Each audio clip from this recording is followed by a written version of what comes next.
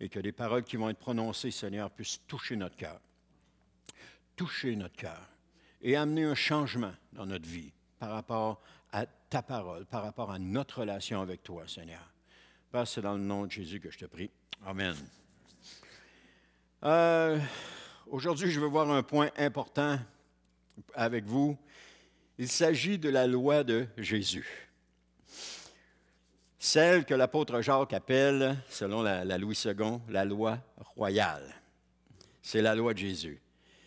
Et généralement, nous croyons à tort que la loi, que sous la grâce, la loi est peut-être désuète. On pense ça. Oh, je ne vis plus sous la loi, je vis sous la grâce. Donc, on met de côté les choses de la loi pour se concentrer sur la vivre par la grâce. Pire encore, on pense qu'on n'a même plus besoin de s'y conformer ou d'y obéir. Et c'est pourtant pas ce que Jésus a dit. Voici quelques exemples. Dans Matthieu, chapitre 5, le verset 18, il nous dit « Oui, vraiment, je vous l'assure, tant que le ciel et la terre resteront en place, ni la plus petite lettre de la loi, ni même un point sur un i, n'en sera supprimé jusqu'à ce que tout se réalise. » Jésus dit lui-même que la loi n'est pas supprimée. Au verset 17, il nous dit « Ne vous imaginez pas que je sois venu pour abolir ce qui est écrit dans la loi ou les prophètes. Je ne suis pas venu pour abolir, mais pour accomplir. » Donc la loi n'est pas abolie. Elle est encore en place. Elle est encore là. Dans Matthieu 5, 19, il dit « Par conséquent, si quelqu'un n'obéit pas ne serait-ce qu'à un seul de ces commandements, même s'il s'agit du moindre d'entre eux, et s'il apprend aux autres à faire de même, il sera lui-même considéré comme le moindre dans le royaume des cieux. Au contraire, celui qui obéira à ces commandements et qui les enseignera aux autres sera considéré comme grand dans le royaume des cieux. » Donc, la loi doit être enseignée à y obéir. Je sais que ça frotte les oreilles ce matin, puis que ça shake peut-être un petit peu, parce qu'on a peur de retomber sous la loi. On a peur de retomber sous le joug de la loi. Mais le but du message, ce n'est pas ça ce matin. Ce n'est pas de vous amener sous le joug de la loi et puis d'amener tout le monde à dire « OK, à partir de maintenant, on obéit à la loi et puis c'est ça qu'on fait. On fait juste obéir à la loi puis on ne fait plus rien d'autre. » C'est pas ça. C'est pas ça. C'est de vous amener, c'est de vous faire prendre conscience que la loi qui est dans l'Ancien Testament, elle est encore valide. On ne parle pas de la loi des sacrifices, parce qu'on n'a plus besoin d'offrir un sacrifice pour le pardon de nos péchés. Jésus l'a fait à la croix il y a 2000 ans, il l'a fait une fois pour toutes. Lui, l'agneau parfait, a été sacrifié une fois pour toutes pour le pardon de nos péchés. La seule chose qu'il nous demande, c'est d'aller devant lui et de dire « Seigneur, je te demande pardon. Je te demande pardon pour toutes les fois que j'ai désobéi. Je te demande pardon pour mon péché et je te demande pardon, Seigneur, délivre-moi. » Et Dieu le fait, parce que Jésus a accompli le sacrifice. On n'a plus besoin d'amener un agneau que vous aurez pris dans votre troupeau, le mâle, sans défaut, de l'amener ici, et puis on l'égorge, et puis voilà, vous êtes pardonné. On n'a plus besoin de faire ça. La même chose, les lois qu'on retrouve dans l'Ancien Testament, qui sont les lois sociales, elles concernaient le peuple d'Israël seulement. Je l'ai déjà dit dans des messages passés. Elles concernaient le peuple d'Israël seulement. Et on n'a pas à obéir à ces lois-là. Par contre, les lois que notre gouvernement a édictées dans notre société, on doit lui obéir. Si vous regardez le panneau qui est là, vous roulez sur la route, ça, c'est une loi sur la route. Mais si vous ne tournez pas, vous allez avoir des problèmes. Je ne sais pas qu'est-ce qu'il y a de l'autre côté, là. C'est peut-être des arbres, c'est peut-être une falaise, c'est peut-être un rocher, c'est peut-être un champ de blé d'Inde. Je ne sais pas. Mais une chose est sûre, si vous n'obéissez pas à ce panneau-là, vous allez avoir des problèmes. Il y a des conséquences lorsqu'on désobéit. C'est un peu ce que ça veut dire. Alors, pourquoi est-ce que Paul va dire ce que je vais vous donner dans Romains 6, 14?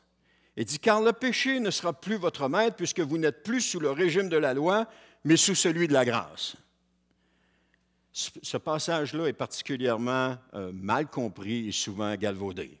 « Ah, je ne suis plus sous la loi, je suis sous la grâce, je peux faire ce que je veux. » mais je ne suis pas obligé de... Il y a des choses que je ne suis pas obligé de faire. C'est un peu ça, là. Parce que je suis sous la grâce. Donc, tout m'est pardonné, tout est effacé, il n'y a pas de problème, je suis sous la grâce. Qu'importe ce que je fais.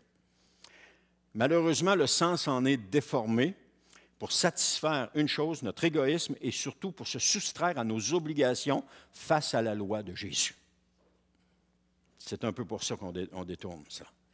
Puis dans ce passage de Romains 6,14, Paul explique la relation entre la grâce de Dieu, la foi en Jésus et la libération du péché. C'est ça qu'il fait. Donc, le contexte, pour bien comprendre un passage, il ne faut pas tirer juste le passage et se l'appliquer à nous. Pour comprendre le passage, il faut regarder le contexte du passage. Qu'est-ce que nous dit Romains 6,14 dans son contexte? Alors, Romains 6,14, c'est un enseignement sur la liberté vis-à-vis du péché.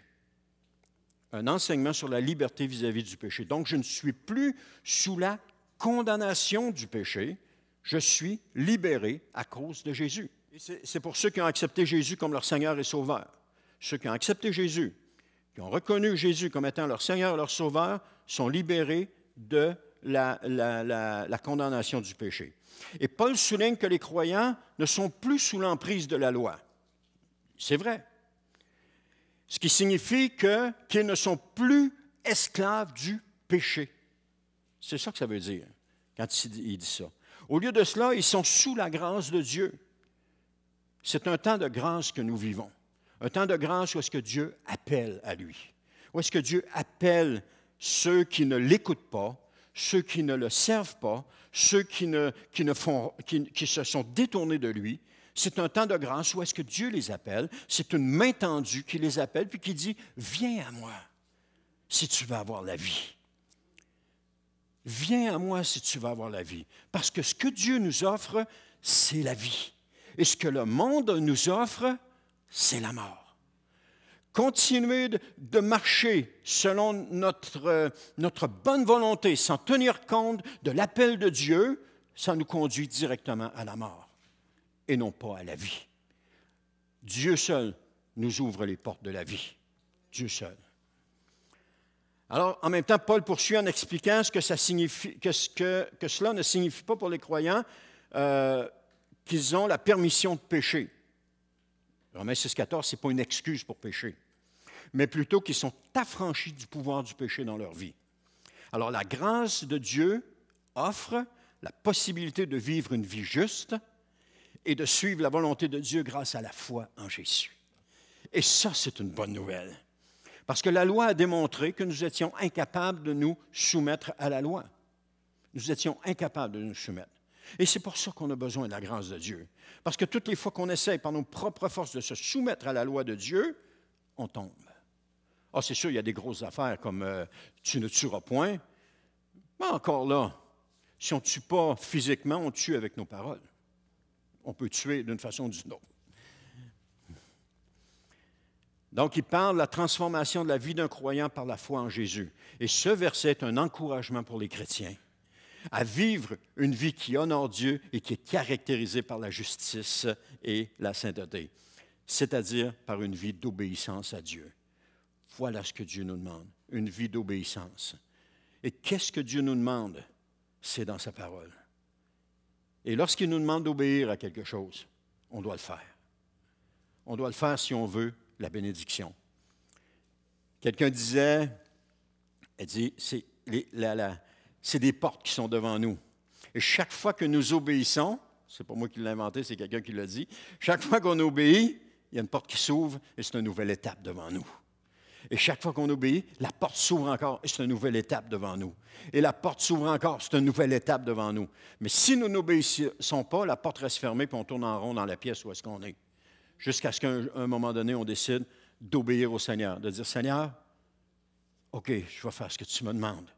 Pouf, la porte, je le fais et pouf, la porte s'ouvre et je suis face à un nouveau défi dans ma vie. une nouvelle occasion d'être béni, une nouvelle occasion d'obéir à Dieu, parce que Dieu nous fait marcher comme ça. Dieu a fait marcher Abraham d'obéissance en obéissance, en obéissance, en obéissance. Il l'a amené dans chacune des étapes de sa vie dans une situation d'obéissance. La première étape, on l'a vu ici il y a quelques semaines, la première étape, c'est qu'il s'en va en Égypte et puis qu'il ment pour sauver son fond de culotte, comme je disais, pour sauver sa peau. Il va mentir, puis il va faire mentir sa femme. Mais à la fin de sa vie, quand Dieu dit, « Abraham, offre-moi ton fils en sacrifice », Abraham, il ne commence pas à discuter avec Dieu, il ne commence pas à essayer de trouver une porte de sortie. Ça nous dit, de bon matin, il se leva, puis il partit offrir Isaac en sacrifice. Et pendant qu'il marche, Isaac se pose la question, il dit, « Oui, mais père, on a le feu, on a le bois, mais on n'a pas l'animal, on n'a pas le sacrifice. » Qu'est-ce qu'Abraham lui répond? Dieu va pourvoir. Inquiète-toi pas, Dieu va pourvoir. Abraham, il n'a pas appris ça là, sur le coup, là. Il a appris ça dans toutes les situations dans lesquelles il a vécu, toutes les situations que Dieu lui a permis de vivre dans l'obéissance. Chaque porte qui se sont ouvertes devant lui était une porte pour un nouveau défi qui s'offrait à lui. Un livre que j'ai lu il y a plusieurs années, ça s'appelle « Sur la brèche ». Et puis le personnage dans le livre Sur la brèche est une histoire vraie, ça se passe, je pense, au pays de Galles que ça se passe. Et puis le gars, on voit la vie de cet homme-là à partir du moment où il se convertit et puis qu'il obéit à tout ce que Dieu lui demande. Tout ce que Dieu lui demande. C'était un livre il faudrait que je le relirais parce que ça m'avait tellement touché à l'époque. Puis à chaque fois qu'il obéissait, il y avait une nouvelle porte qui s'ouvrait. Il a fait des choses extraordinaires. Pourquoi? Parce qu'il a été obéissant. L'obéissance va nous amener dans des dimensions extraordinaires. À un moment donné, rapidement, le Seigneur lui demande de faire un vœu de Nazaréat. Le vœu de Nazaréat, c'est que tu ne te coupes plus les cheveux, tu ne te coupes plus la barbe, puis tu ne prends pas de vin. C'est ça qu'on voit dans l'Ancien Testament. Oui, mais Dieu lui a demandé. Il ne l'a pas fait de sa propre initiative. Moi, je l'ai fait de ma propre initiative. Ça a duré 3 jours, puis je n'étais plus capable. 3 jours, tout le monde dit, « T'as donc ma barbe longue. » Puis là, je ne suis pas en train de faire un vœu de Nazaréen, inquiétez-vous pas. Mais, il dit, le Seigneur l'amène là-dedans. Et puis là, il fait ça, puis là, le Seigneur a ouvert une nouvelle porte. Un autre exemple de ce livre-là, il lui dit, tu t'en vas, je pense que c'est à Londres, mais à cette époque-là, les hommes, lorsqu'ils sortaient, devaient mettre un chapeau. C'était obligatoire. Et il dit, tu t'en vas là, mais tu n'apportes pas de chapeau. Seigneur, je ne peux pas faire ça. On va à Londres, tout le monde met des chapeaux. Non, tu n'apportes pas de chapeau. OK. Il débarque du train, qui c'est qui vient le chercher? Je pense que c'est le pasteur qui venait le chercher avec sa... À l'époque, il n'y avait pas d'auto, c'était la carriole puis le cheval qui viennent le chercher. Et puis, il n'y avait pas de toit dessus, donc tout le monde les voyait. Il avait la tête sortie. Et il y en avait seulement un seul qui n'avait pas de chapeau, c'était lui. Et là, tout le monde était scandalisé. Mais Dieu avait une leçon à apprendre à lui, puis aux autres aussi. Il leur a appris une leçon qui était extrêmement importante. Je ne me souviens pas encore, il faut que je le relise. Mais c'était juste pour dire qu'il a obéi à Dieu. Et après cette obéissance-là, il y a encore une porte qui s'est ouverte avec un nouveau défi devant lui. Chaque pas que nous faisons d'obéissance au Seigneur, il y a une nouvelle porte qui s'ouvre. Tout le temps. Tout le temps, tout le temps, tout le temps. Matthieu 5,20 nous dit, « Je vous le dis, si vous ne vivez pas selon la justice, mieux que les spécialistes de la loi et les pharisiens, vous n'entrerez pas dans le royaume des cieux. » Littéralement, ce passage dit ceci, « Je vous affirme, si vous n'êtes pas plus fidèles à la volonté de Dieu que les maîtres de la loi et des pharisiens, vous ne pourrez pas entrer dans le royaume des cieux. » Jésus ne dit pas ça à n'importe qui, il dit ça à ses disciples. Et cette parole-là n'est pas pour n'importe qui, elle est pour ses disciples. Donc, l'obéissance au commandement de Dieu est primordiale. L'obéissance à la loi de Jésus est primordiale. Et ce qui causa la chute de Saül, c'est sa désobéissance. Saül avait été choisi comme roi. Il était plus grand que d'une tête de tout le monde.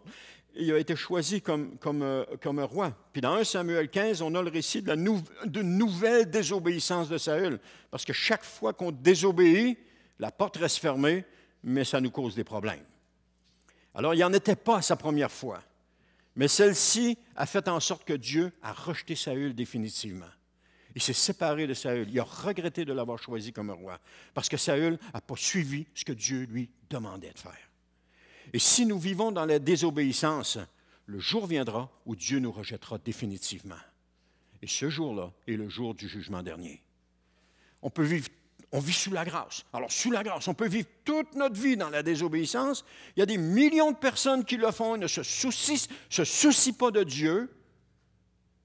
Et il y en a peut-être des milliards, je ne sais pas combien de personnes sont décédées, qui sont là dans l'attente du jugement dernier parce qu'ils n'ont pas suivi ce que Dieu, ils n'ont pas obéi à Dieu.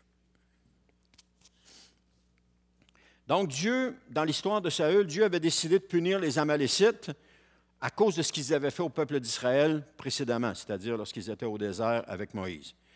Et on a l'image que Dieu a décidé de punir Satan, en punissant ça, et ses démons pour ce qu'ils ont fait au peuple de Dieu, c'est-à-dire les croyants. Donc, on a cette image-là. Mais Dieu a confié la mission à Saül, puis lui a dit, dans 1 Samuel 15, 3, « Maintenant, va les attaquer et voulez-moi en les exterminant totalement avec tout ce qui leur appartient. Sois sans pitié et fais périr hommes et femmes, enfants et bébés, bœufs, moutons, chèvres, chameaux et ânes. » Le commandement était clair. Vas-y, puis tu les tues tous. Tu ne laisses rien de vivant. Saül a mobilisé son armée, 210 000 soldats. Ils ont attaqué les Amalécites, seulement Saül n'a pas complètement obéi.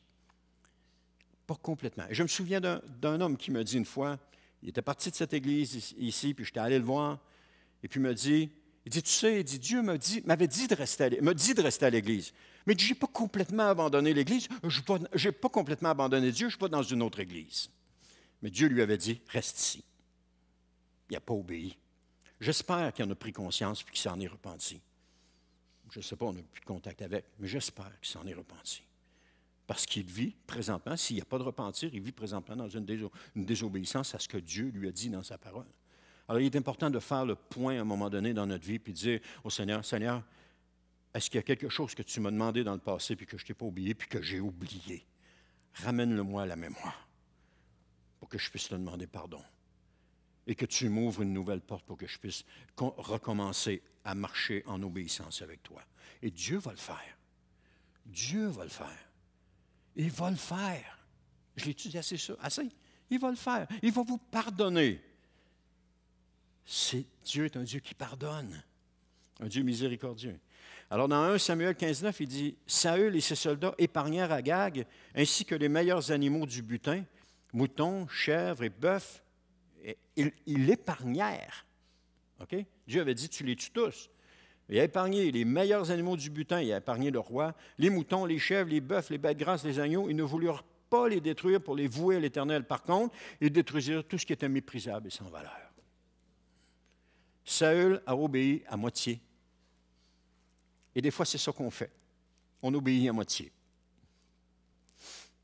Il n'a pas fait ce que l'Éternel lui a demandé. C'est sûr que si, à un moment donné, vous faites ce que l'Éternel vous demande, peut-être que les gens ne comprendront pas. Comme mon ami dans le livre sur la brèche, quand il est sorti du train, pas de chapeau, les gens n'ont pas compris pourquoi. Mais Dieu avait quelque chose à faire réaliser à ce pasteur-là à l'époque. Mais les gens n'ont pas compris. Pourquoi lui se promène pas de chapeau? C'est pas normal. Plusieurs chrétiens font la même chose. Ils ne font pas ce que Dieu leur demande. Ils font ce qu'ils ont envie de faire. Maintenant, ils pensent que tout va bien aller. Oh, ça va bien aller, inquiétez-vous pas. Je fais ce que j'ai envie de faire, puis tout va bien. Parce que nous vivons dans un temps de grâce, frères et sœurs. C'est pour ça que ça va bien. Mais il va venir un moment donné où est-ce que ça ira plus. Parce que ce temps de grâce-là va se terminer. Ça ira plus. Pour que ça aille, il faut obéir à la parole de Dieu. Faire ce que Dieu nous demande. Ni plus, ni moins, juste ce qu'il nous demande. Parce que l'obéissance à ce que Dieu demande, c'est ce qu'il y a de plus important. C'est vital dans la vie d'un croyant. Et l'obéissance sera récompensée par la vie, tandis que la désobéissance entraînera la mort. C'est aujourd'hui que ça se décide. C'est aujourd'hui. Est-ce que je choisis aujourd'hui d'obéir au Seigneur? Comme Josué a dit, moi et ma maison, faites ce que vous voulez, mais moi et ma maison, nous servirons l'Éternel. Il était décidé à obéir le Seigneur. Et on connaît la vie de Josué. Josué est mort après avoir obéi au Seigneur en tout ce qu'il lui a demandé. Il n'est pas mort dans la honte. Il est mort dans l'honneur et dans la gloire. Les croyants prennent la vie trop à la légère. Ils prennent les commandements de Dieu à la légère. Quand Dieu dit « fais pas ceci », ils le font pareil. Dieu dit « fais ceci », ils ne le font pas. Ils prennent les commandements de Dieu à la légère. Et tout ça nous cause des problèmes. Lorsqu'on n'obéit pas à Dieu, on se met dans des situations de problèmes. Comme mon panneau, si je n'obéis pas au panneau, je me mets dans une situation problématique. Je peux même en perdre la vie. Si j'arrive à 100 km/h, puis que c'est un rocher qui est là, puis que je n'obéis pas au panneau, c'est fini. Dieu va dire à Samuel, dans le verset 1 Samuel 15, 11, il dit « Je décide d'annuler ce que j'ai fait en obéissant, en établissant Saül roi, car il s'est détourné de moi, il n'a pas tenu compte de mes ordres. » Une majorité de croyants pensent qu'ils vont passer devant le tribunal de Christ et qu'ils vont recevoir des récompenses. Qui pense recevoir des récompenses au tribunal de Christ? Oh! Viens t'asseoir ici avec moi, il faut que tu restes avec moi.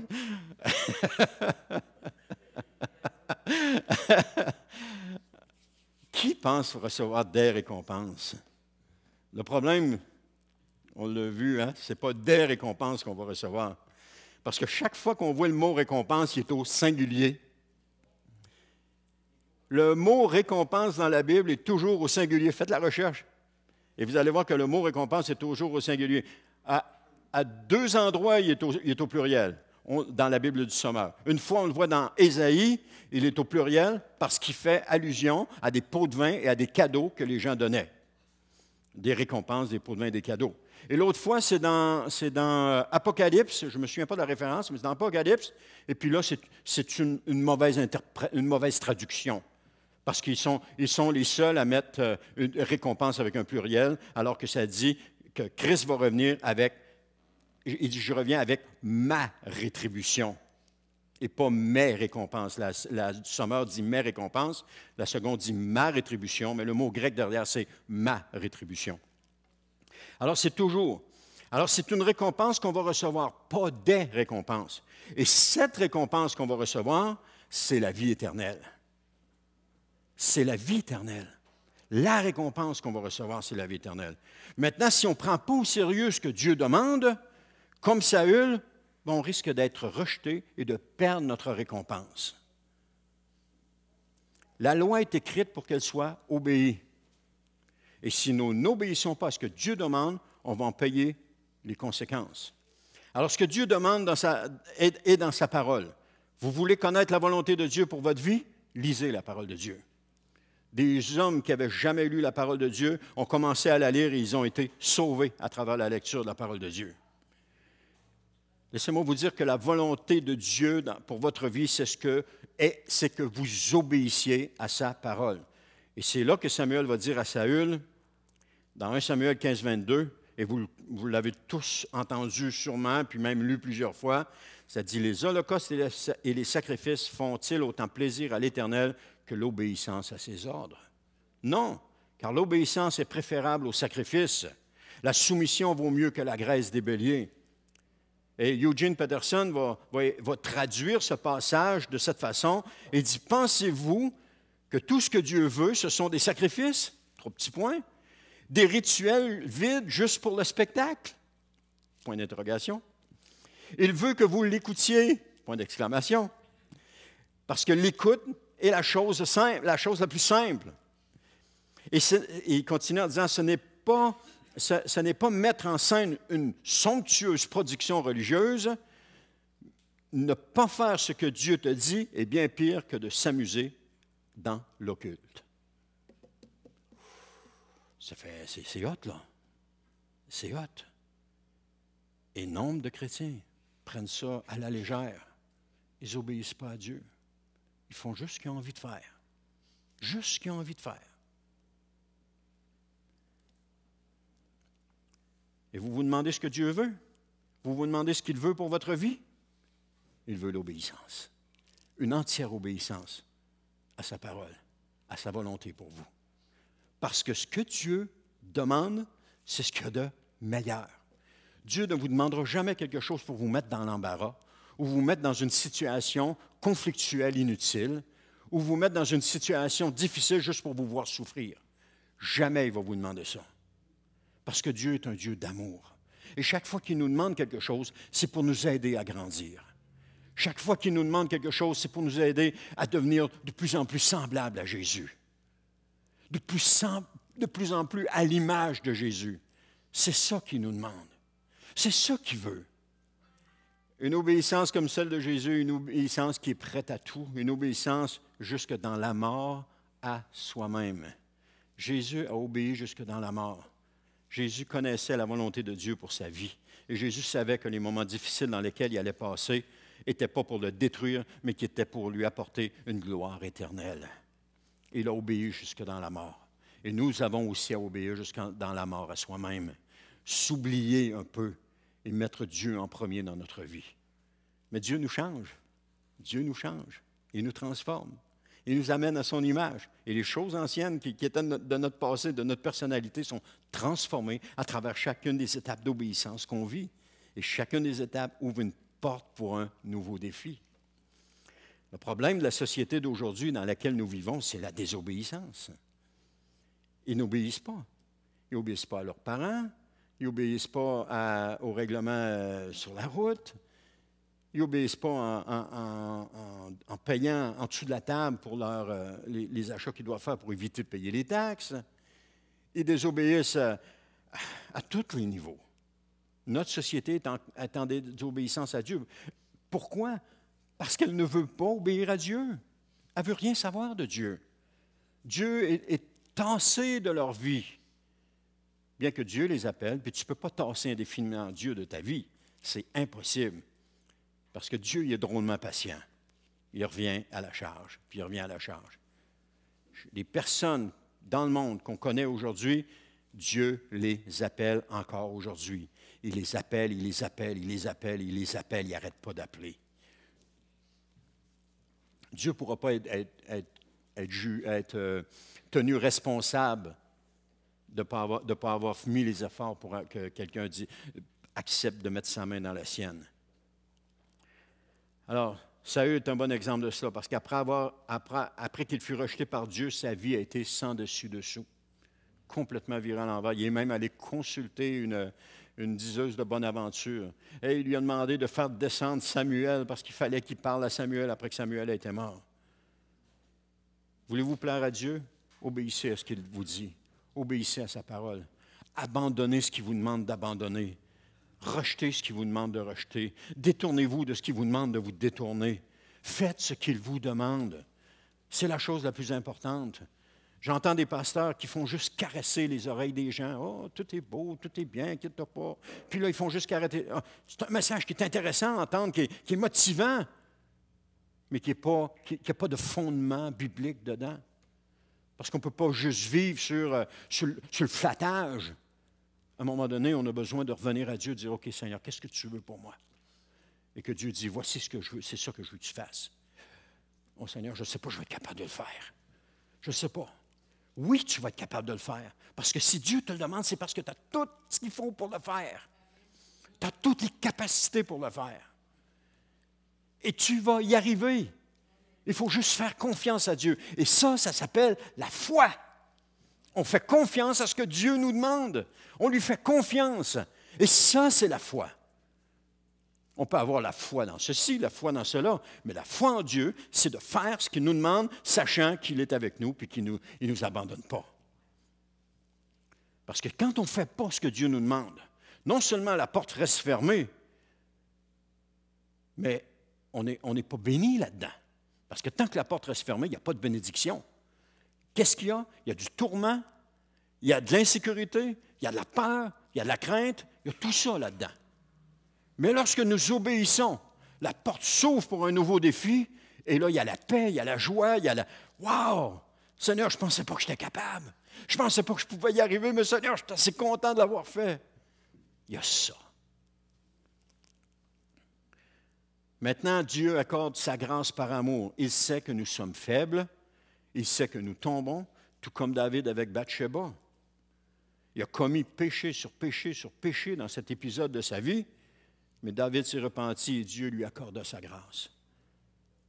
Le point tournant pour David, lorsque le prophète Nathan est venu le voir, si David avait fait tuer Nathan parce qu'il lui révélait cela, David serait mort dans son péché.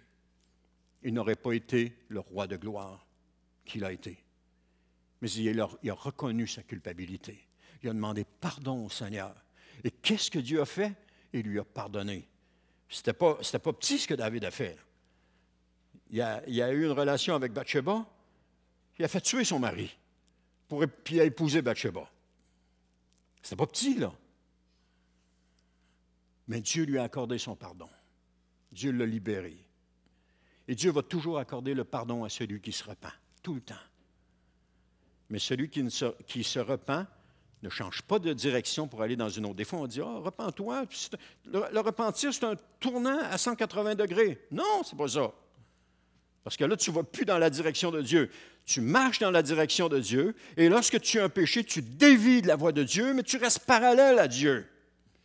Et lorsque tu demandes pardon, c'est que tu reviens dans la voie de Dieu et tu continues ta marche avec Dieu.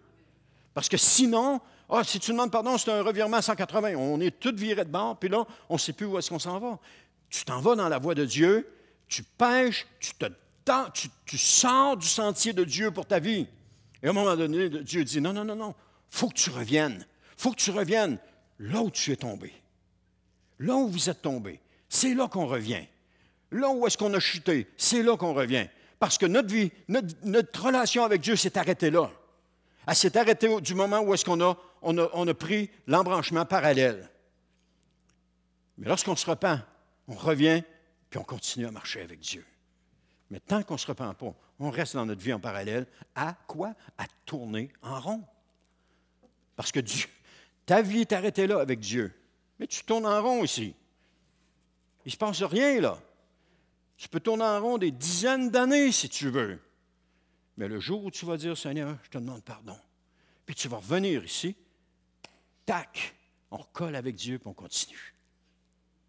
On continue à marcher avec lui. Amen. Revenir à l'obéissance de Dieu. Hébreux 10, 26 à 27 nous dit, en effet, si après avoir reçu la connaissance de la vérité, nous vivons délibérément dans le péché, délibérément, c'est un choix. Il ne reste plus pour nous de sacrifice pour les péchés. La seule perspective est alors l'attente terrifiante du jugement et du feu ardent qui embrasera ceux qui se révoltent contre Dieu. Parce que la désobéissance est une révolte contre Dieu. Dans un extrême. Dans l'autre, c'est seulement la peur qui nous tressaille puis qui pense qu'on n'est pas capable d'obéir. Il faut prendre au sérieux ce que Dieu nous dit aujourd'hui, frères et sœurs. Le prendre au sérieux. Parce qu'il y a beaucoup d'églises dont les pasteurs flattent les gens. Ils les flattent. Il y a un pasteur connu américain que jamais il ne prêche sur le péché, puis jamais il ne prêche sur l'enfer. Jamais. Il flatte les gens, puis il les flatte. Puis son église, je ne sais pas, je pense qu'il rentre 10-15 000 personnes dedans, elle est tout le temps pleine. Des gens qui veulent se faire flatter, il y en a partout. On aime ça. C'est bon. Mais ce n'est pas ça la réalité. La réalité, ce n'est pas d'être flatté. La réalité, c'est d'obéir à la parole de Dieu, obéir à la loi de Jésus, faire ce que Dieu nous demande et ne pas s'en détourner, puis le faire de bon cœur. Dire, OK, Seigneur, je vais le faire. Le Seigneur peut peut-être vous demander, hey, je veux que tu témoignes à quelqu'un. Oh non, j'ai pas trop peur, je ne suis pas capable, je ne pourrais pas le faire. Oh non, je ne le ferai pas. Et puis là, on laisse ça de côté. À un moment donné, ça diminue un peu, puis le Seigneur revient, non, je veux que tu témoignes à cette personne. Oh non, je ne suis pas capable. On est en désobéissance, ça, quand on ne le fait pas. Puis si on ne témoigne jamais à cette personne-là, Dieu n'est pas mal pris, mais nous, on demeure en désobéissance. Dieu te dit, je prends un exemple de même, je ne sais pas si c'est votre cas, là, mais je ne vise pas personne. Arrête le café. C'est pas bon pour ta santé. Arrête ça. Ah ben non, non, non, Seigneur, vous le savez parce que Dieu vous l'a dit, puis vous le savez, mais vous continuez à en prendre. Ah non, non, non, non, non, je ne suis pas capable. Je ne serais pas capable d'arrêter de prendre ça. Ça va être bien trop dur. Seigneur dit, non, arrête ça, c'est pas bon pour ta santé. Ah non, non, non, non, non, Seigneur, je vais continuer, je ne suis pas capable d'arrêter, j'ai trop peur d'arrêter.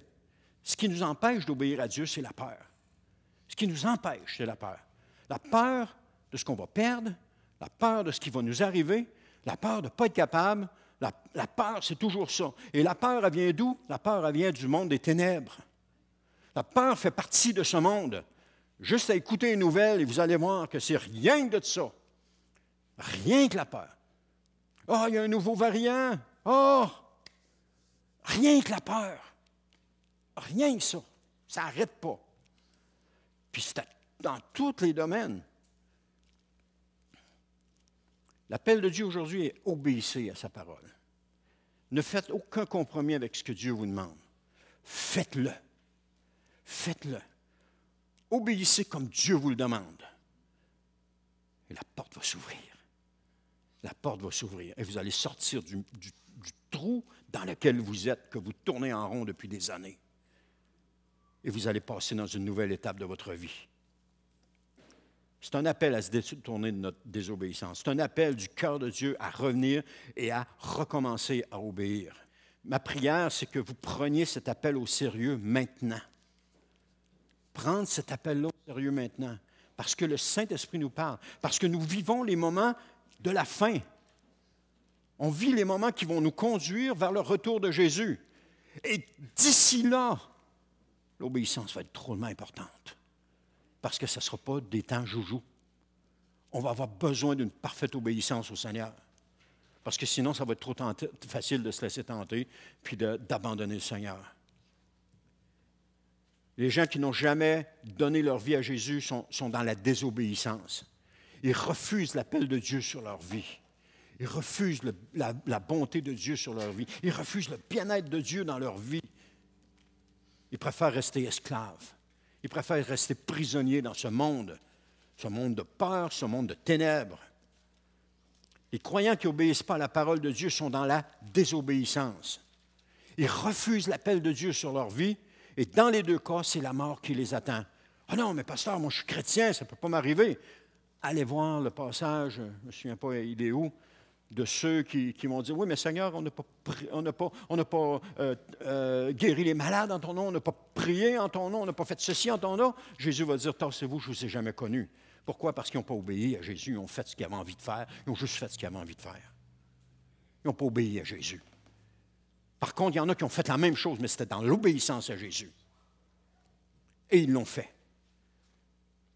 Joël 2, quelque chose nous dit, dans les derniers temps, vos jeunes gens auront des visions, et ils prophétiseront, vos jeunes gens auront des visions, les vieillards auront des songes, etc. Et ils prophétiseront. Les songes, les rêves, les visions, les prophéties, tout ça, c'est maintenant. Et si Dieu nous parle, on y va. On y va. Et qui plus est, on veut tous la vie éternelle. Mais j'ai une nouvelle pour vous. Tout le monde va passer dans l'éternité. Wow! Hey, c'est bon. Mais les uns, ça va être pour le tourment éternel, les autres, ça va être pour être dans la présence de Dieu éternellement. Deux directions complètement opposées, mais tout le monde entre dans l'éternité. À la mort, ce n'est pas là que ça se termine. Quand on meurt, quand on ferme les yeux, que le cœur arrête de battre, on dort, mais un jour, on va être réveillé. On va être réveillé. Dans un premier temps, ceux qui sont morts unis à Jésus, nous dit 1 Thessaloniciens 4 et 5, ceux qui sont morts unis à Jésus vont ressusciter, puis vont monter avec lui. Les autres vont rester là. Ceux qui ne connaissaient pas Jésus, puis qui n'ont pas voulu le connaître. Ce n'est pas juste qu'ils ne connaissaient pas, qui n'ont pas voulu le connaître. Puis qui ont voulu faire leur vie à leur façon, sans se soucier de Dieu, en évitant au plus possible d'avoir une relation avec Dieu. Eux autres, ils ne ressusciteront pas, là. Pas de suite. Ça va être plus tard. Ils vont ressusciter, mais ça va être pour passer devant le jugement. Et là, il n'y a plus de cadeau. Il n'y a plus de cadeau. C'est aujourd'hui qu'on doit prendre la décision. Est-ce que nous voulons marcher avec Jésus? Est-ce que nous voulons obéir à Dieu? Est-ce qu'on veut faire ce qu'il nous demande? Et ce matin, vous savez tous dans votre cœur qu'est-ce que Dieu vous demande. Vous le savez tous. Des fois, les gens disent « Oh, moi, je n'entends pas la parole de Dieu. » Tu ne l'entends pas parce que tu affirmes ne pas l'entendre, mais tu sais dans ton cœur ce que Dieu s'attend de toi. On le sait dans notre cœur ce que Dieu veut de nous. On le sait. C'est pas compliqué. On le sait. Ça ne prend pas. Quand Dieu nous a appelés à la vie éternelle, à donner notre vie à Jésus, on savait que Dieu nous appelait. On ne s'est pas posé de questions, c'est avancé. On dit, oui, Seigneur, je veux donner ma vie à Jésus. À l'époque, c'était comme ça que ça se faisait. Il y a d'autres personnes, des gens qui étaient dans leur prison, qui se sont mis à genoux, puis qui ont dit, Seigneur, oui, Seigneur, je reconnais que tu es Seigneur, puis je te donne ma vie. Il y en a d'autres qui l'ont fait dans la maison chez eux. Ils ont dit, Seigneur, ils ont entendu, Seigneur, puis Seigneur, ils ont dit, Seigneur, Seigneur, on te donne notre vie. Toutes sortes de places. Mais les gens savaient que Dieu les appelait. Et aujourd'hui, on sait ce que Dieu nous dit. On sait quand on agit mal ou quand on agit bien. Il y a une petite voix à l'intérieur de nous qui nous le dit. Il y a une petite voix à l'intérieur de nous qui se manifeste. Un jour, c'est une banalité, là, mais c'est quand même là. Un jour, j'avais besoin de support pour mettre après je voulais enlever les poteaux de la galerie là, qui étaient dans le ciment, là, puis je voulais refaire l'entrée du sous-sol. Et puis, je voulais avoir des équerres pour fixer ma galerie. Et je suis allé à quelque part pour faire ça. Puis le gars, il dit, « Oh, oui, pas de problème, on va te faire ça. » À l'époque, ça va te coûter 100$. OK. Alors, moi, j'arrive là-bas, je me prends 100$. Je me dis, ça va coûter 100$, ça va coûter 100$. Puis là, j'arrive, il dit, « Ah non, mais là, j'ai dit, ça me prendrait une facture. » « Ah ben non, mais non, je te l'ai fait pas de facture, là. À 100$, c'est pas de facture, là. Mais non, ça me prend une facture. Non, je te l'ai fait pas de facture. Au lieu de prendre mon courage à deux mains, parce que je savais ce que Dieu voulait, sois honnête, Denis. Sois honnête avec toi, puis sois honnête avec les autres. Je le savais. J'ai dit, OK, c'est correct. J'ai payé 100$, je suis parti. Vous auriez dû voir comment je me sentais. J'ai tellement regretté. Mais c'était le samedi, on le posait, on était vendredi, le samedi, je le posais, je ne pouvais pas attendre. Mais j'ai assez regretté ce coup-là. Je l'ai assez regretté. Là. J'aurais dû dire, mais dans ce cas-là, garde-les. Mais non, OK, c'est correct, je vais les prendre. Je me suis mal senti là-dedans. J'ai tellement regretté ça, j'ai pleuré devant le Seigneur, lui demandant de me pardonner. Toutes les fois que j'arrivais chez nous et que je les voyais, ça me rappelait, garde la fois où tu ne m'as pas obéi. À toutes les fois. Garde la fois où tu ne m'as pas obéi. Oh Seigneur, je sais que je ne t'ai pas obéi là. Je sais, Seigneur, que je n'aurais pas dû faire ça. Mais le problème dans tout cela, c'est quand on le fait une fois, puis on dit, bon, c'est pas grave, on va le faire une fois. On le fait une deuxième fois, c'est pas grave. On le fait une troisième fois, on s'endurcit, puis on vient qu'on ne sait même plus si c'est péché ou pas. Parce qu'on s'est endurci à cela. Et ça nous guette, chacun de nous. Faire ce que Dieu demande dans sa parole va nous préserver de ces choses-là. Ça va nous garder vigilants. Ça va nous garder attentifs. Ça va nous garder dans la sainteté. Parce qu'à force de faire ce que Dieu veut, on ne veut pas désobéir à Dieu. On veut continuer de faire ce qu'il nous demande. On ne veut pas lui désobéir. Parce qu'on sait que si on lui désobéit, bon sang, c'est pas le fun. C'est pas agréable. La porte reste fermée, puis là, on commence à tourner en rond dans notre trou de boîte. Bien, ça vient de la boîte à force de tourner en rond dedans, puis de pleurer, ça finit par faire de la boîte. Et puis là, on tourne là-dedans.